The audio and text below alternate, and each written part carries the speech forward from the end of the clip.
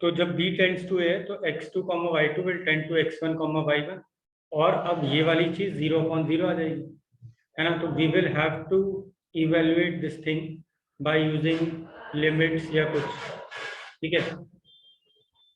तो ये कैसे निकालें हम? तो हमें मालूम है x1, y1 जो है इस सर्कल पे लाई करते है ना। Therefore x1 square plus y1 square plus 2gx1 plus 2fy1 plus c is equal to 0। Similarly x2, y2 भी लाई करता है ना। तो ऐसा भी आएगा।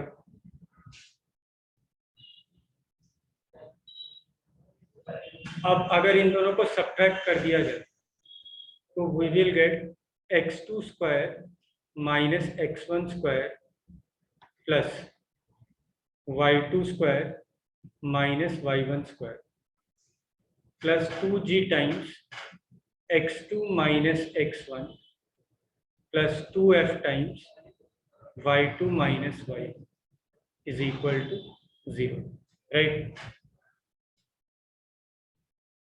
सही है? यस। अब यहां से इन दोनों में से y2 माइनस y1 कॉमन लो, तो बचेगा क्या बाहर? y1 plus y2 plus 2f। अच्छा, इसको राइट में ले जाके x2 माइनस x1 कॉमन लो, तो बचेगा क्या? Minus of x2 plus x1 plus 2g, है ना। और जो x2 माइनस x1 कॉमन लिया उसको यहाँ लेगा, और यहाँ से y2 माइनस y1 कॉमन लेने के बाद जो बचा था वो यहाँ ले आया,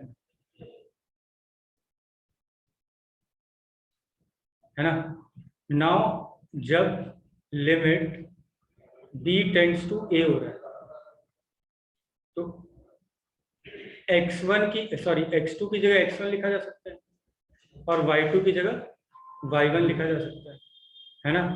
तो 2x1 plus 2g upon 2y1 plus 2f, यानी minus x1 plus g upon y1 plus f, ये लिखा जा सकता है।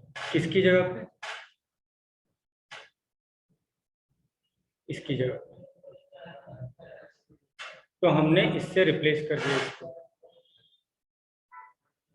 तो ये आया y minus y1 is equal to minus x1 plus g upon y1 plus f into x minus x1। अब इनको क्रॉस मल्टीप्लाई मैंने किया, फिर थोड़े बहुत मैनिपुलेशन किए। थोड़े बहुत कौन सा मैनिपुलेशन बता देते हैं। जैसे ये हमें मालूम है कि दिस इज 0, है ना। तो यहाँ कुछ बनेगा, x1 square plus y1 square कुछ बनेगा, तो उसकी जगह तुम क्या लिख सकते हो? 2gx1 plus 2f(y1) plus c का नेगेटिव, मतलब इसकी जगह माइनस ऑफ दिस थिंग लिख सकते हो ना। तो वही ये सब मैनिपुलेशन करने के बाद यहाँ पे हमें कुछ ऐसा मिलेगा, x(x1) plus y(y1) plus g times x plus x1 plus f times y plus y1 plus c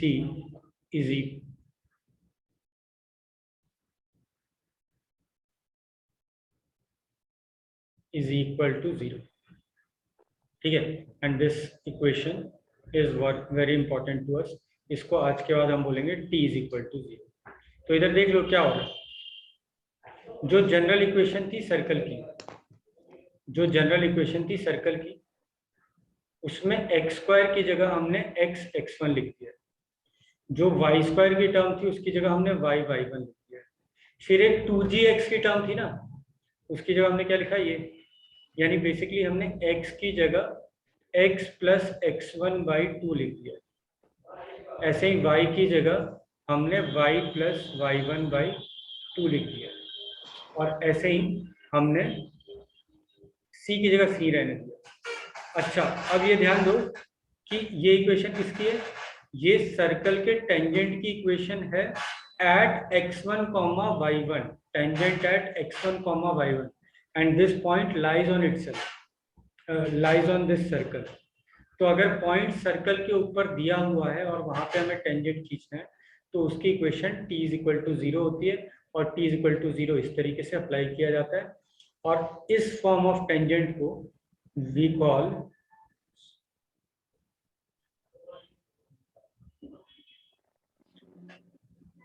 point form of tangent. क्यों पॉइंट फॉर्म क्यों बोल रहे हैं, नाम देने का रीजन क्या है, मतलब पॉइंट कि पॉइंट जो है हमें सर्कल पे मालूम है तो हम निकाल रहे हैं उसको हम पॉइंट फॉर्म बोलते हैं। ठीक है,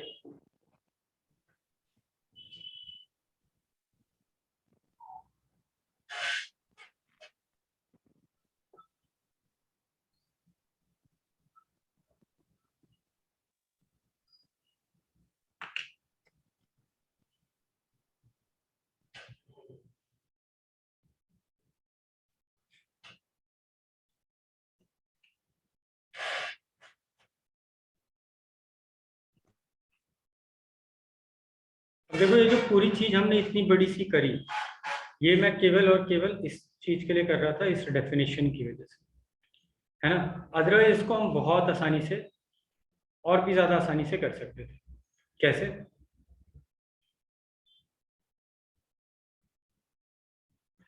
कि पॉइंट है x1 कॉमा y1, यहाँ पे मेरे को टेंजेंट खींचना है।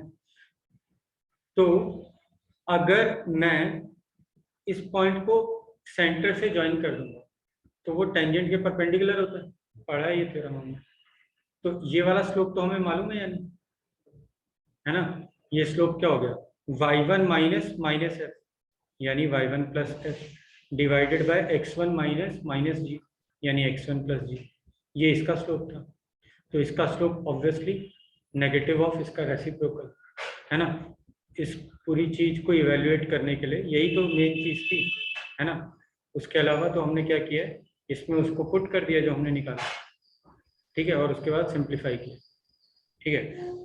तो हम इस तरीके से भी कर सकते हैं। अब सर्कल सेंटर्ड एट ओरिजिन है तो वहां पे केवल एक्स स्क्वायर वाई स्क्वायर है, एक्स और वाई वाली टर्म्स नहीं है, तो उसमें कार्टेशियन फॉर्म या पॉइंट फॉर्म जो बोलोगे वो इस तरीके से आ जाएगा, राइट। बस ये ध्यान रहे कि this form is valid when the point lies on the circle, है ना। ऐसा नहीं कि बाहर लाई कर रहा है फिर तुमने ये लिख दिया, बाहर लाई कर रहा है और फिर तुमने ये लिखा तो वो भी कुछ, तब भी t इज इक्वल टू 0 कुछ होता है आगे आएगा, है ना, लेकिन वो टेंजेंट नहीं होता है।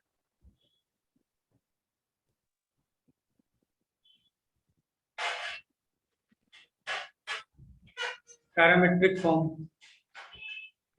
है ना, पैरामेट्रिक फॉर्म में टेंजेंट की इक्वेशन कैसी होगी। तो एक सर्कल मान लो सेंटर्ड एट ओरिजिन है, हमने पैरामेट्रिक फॉर्म देखा था क्या होता था, x is equal to minus G plus R cos theta and y is equal to minus F plus R sine theta. अगर सेंटर्ड एट ओरिजिन है तो ये दोनों तो 0 0 हो गए, है ना, ठीक है। तो पॉइंट, अगर हमें कोई पॉइंट उसके ऊपर दिया हुआ है x1 कॉमा y1, तो ऐसा कुछ दिया होगा, तो जो हमारी इक्वेशन थी x x1 प्लस y y1 is equal to A square, उसमें x1 कॉमा y1 की जगह a cos थीटा और a sin थीटा लिखना है ना, तो वहां से ये आ जाएगा, ठीक है ना।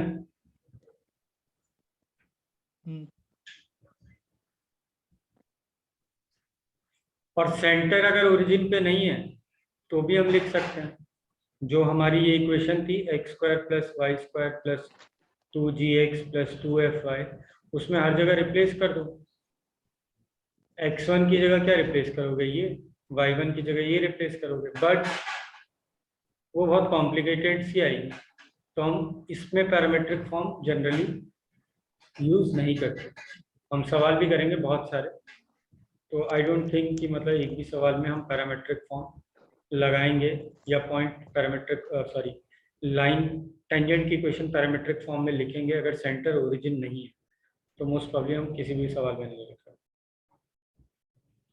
तीसरा स्लोप फॉर्म जो हमने लास्ट क्लास में करी है, सबसे पहले हमने स्लोप फॉर्म ही किया था, है ना। उसके बाद हमने पॉइंट फॉर्म किया और ये पैरामीट्रिक फॉर्म। अच्छा, ये चीज भी मैंने पहले बताई थी कि ऐसी इक्वेशन जो आई थी हमारी स्लोप फॉर्म में, और मैंने बोला था कि मान लो कि ये h, k से पास हो रहा है, फिर मैंने बोला कि ये क्वाड्रेटिक इन m बन रहा है, फिर तो दैट सजेस्ट कि दो टेंजेंट पास हो सकते हैं, दो यूनिक टेंजेंट पास हो सकते हैं। अच्छा, ये दिस प्लस माइनस साइन, हाँ ये नहीं लिखा था, ये प्लस माइनस साइन तुम्हें ये डिनोट कर रहा है, दिखा रहा है कि एक ही स्लोप के दो दो टेंजेंट है। एक ही स्लोप के कोई सा भी स्लोप रखो, दो दो टेंजेंट मिल रहे हैं ना, तो वो ऑब्वियस है। देखो एक सर्कल अगर ऐसा है तो अगर एक ऐसा टेंजेंट होगा तो एक यहाँ इसका काउंटर पार्ट ऐसा भी होगा, है ना। तो हर स्लोप के दो दो टेंजेंट है।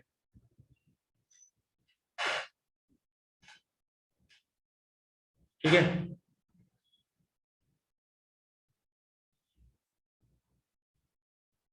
इसके बाद मैंने बोला था कि एक बाहर के पॉइंट से we can draw two tangents.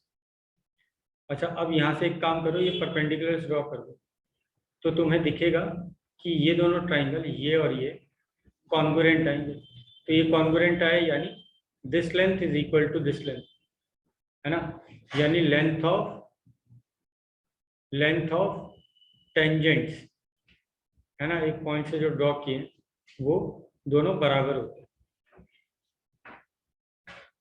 तो ये नोट लिखा है जो मैंने अभी ऊपर लिखा है कि जो हमारा पॉइंट फॉर्म है उसमें x की जगह x1 लिखो, y की जगह y1 लिखो, x की जगह x प्लस x1/2, y की जगह y प्लस y1/2।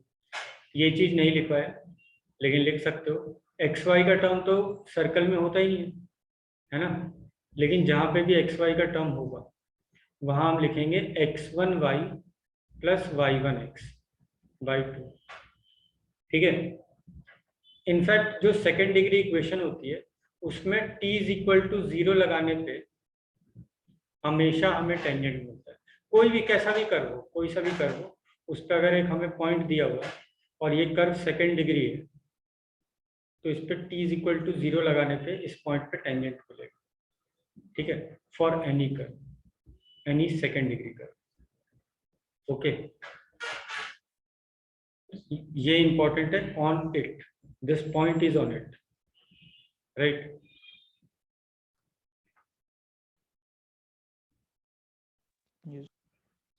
चलो ये क्वेश्चन करो।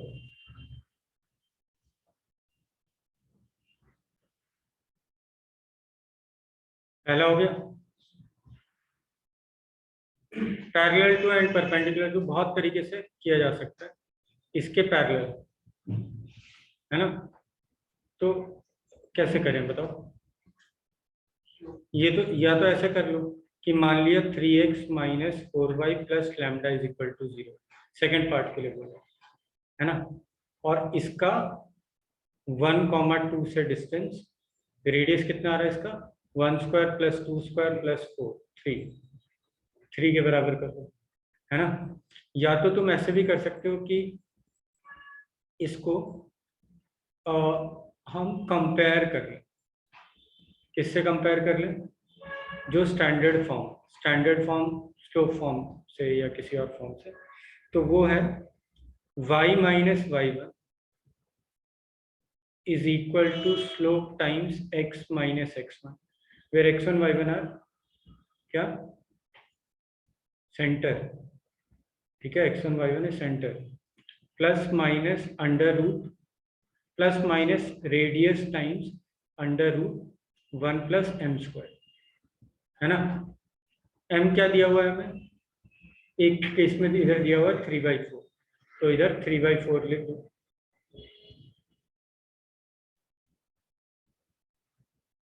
इधर 3/4 रखेंगे तो 5/3 आएगा, नहीं 5/4 आएगा। ठीक है, अब इसको सिंप्लीफाई करें। ठीक है, जब परपेंडिकुलर बोला है तो वही स्लोप की जगह 4/-4/3 लिख देना, है ना।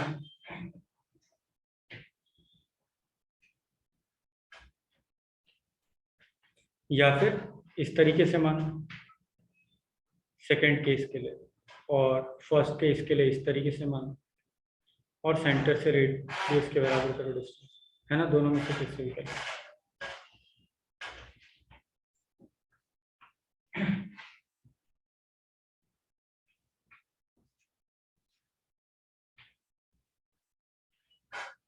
चलो ये करो।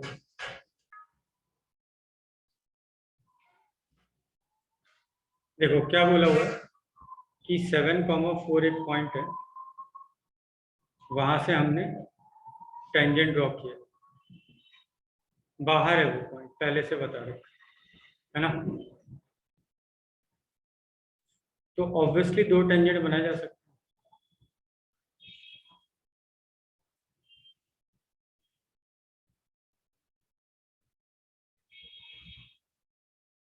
है ना।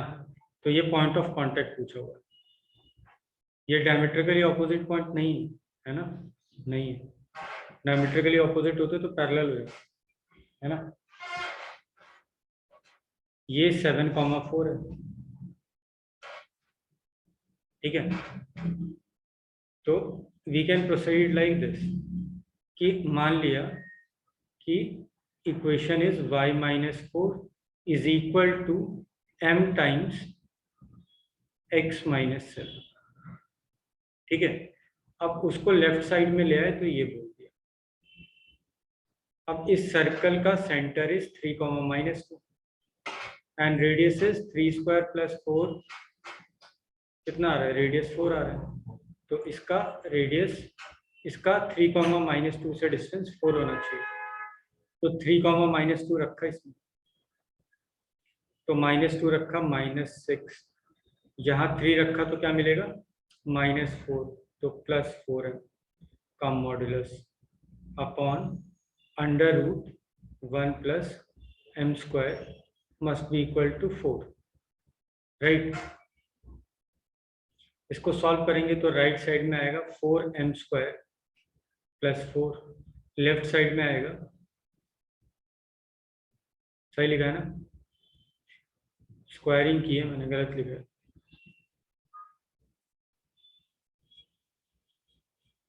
16m² + 16, यहाँ पे आएगा 16m² + 36 और 2ab - 48m, this is cancel out. तो 48m is equal to 20, m is equal to 5/12, right. तो m इज इक्वल टू 5/12, लेकिन हमें तो मालूम था कि 2 आनी चाहिए थी, 2 आनी चाहिए थी ना m की वैल्यू। तो मैंने बताया था if something like this occurs then one of m is infinity, है ना, क्योंकि इन्फिनिटी होगा तो ये दोनों चीजें बराबर थी, जो हमने कैंसिल आउट कर दिया। तो एक m इन्फिनिटी है, यानी one of the line is x is equal to 7, है ना। And the other one is y-4 is equal to 5/12 times x - 7।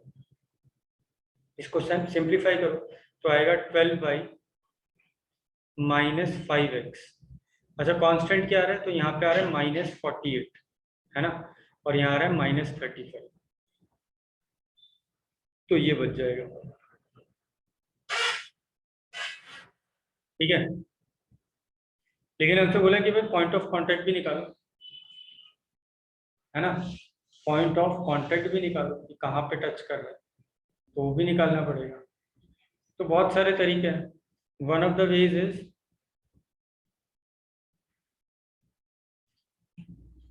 इसके लिए तो बहुत आसान है, देखो x इज इक्वल टू 7 के लिए बहुत आसान है, x की जगह 7 यहाँ रख दो, y मिल जाएगा, है ना।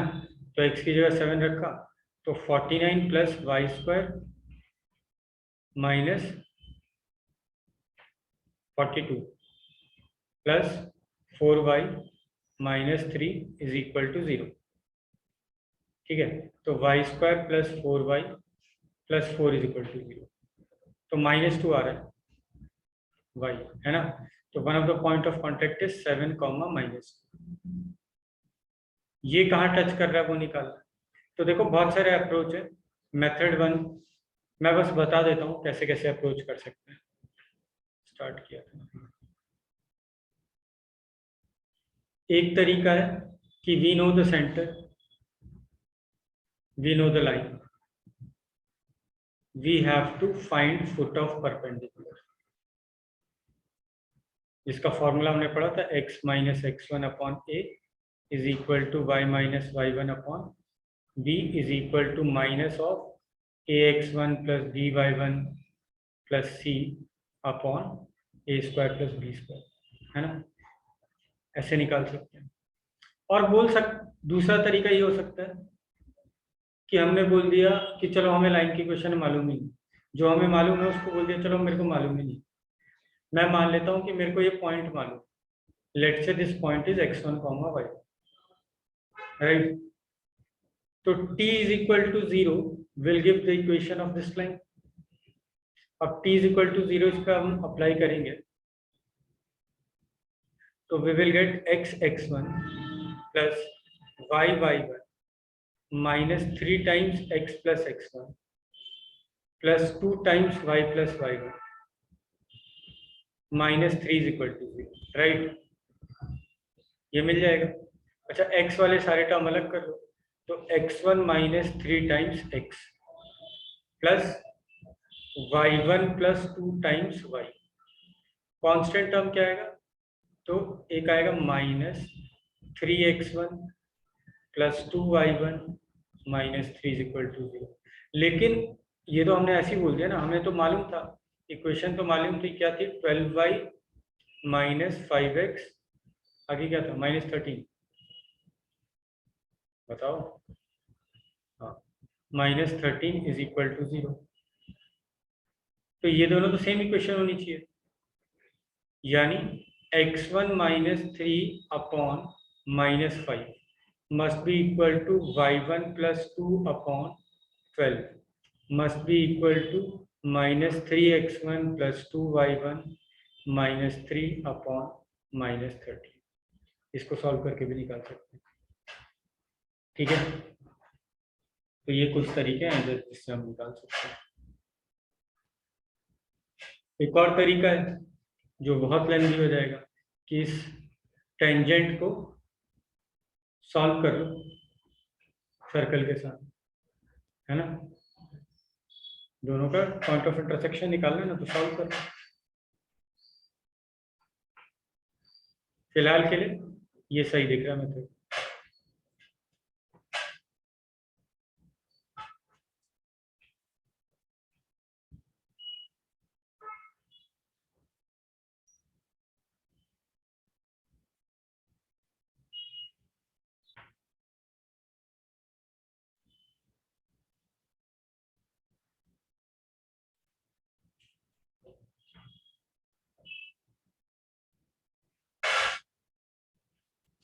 ये करो।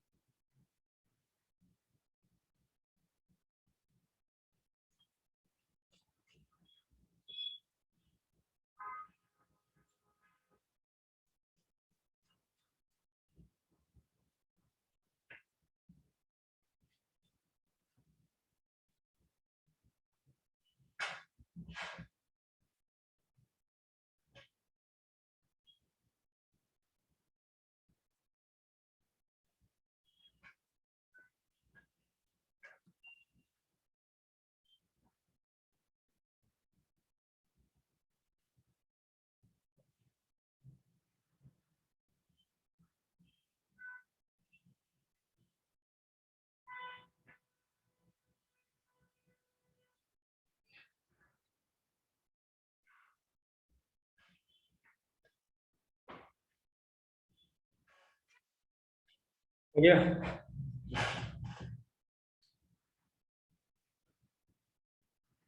इसमें 2,3 बाहर है पॉइंट, है ना, इसको भी सेम तरीके से, है ना, हमने लिखी equation y -3 minus m times x minus 2 is equal to 0 और ओरिजिन से इसकी डिस्टेंस किसके बराबर कर दी? वो क्या है? 2। इसमें भी देखो m स्क्वायर कट जाएगा तो एक हमें समझ में आ रहा है x इज इक्वल टू 2 ही है ना? ठीक है, आगे नेक्स्ट क्लास में करते हैं।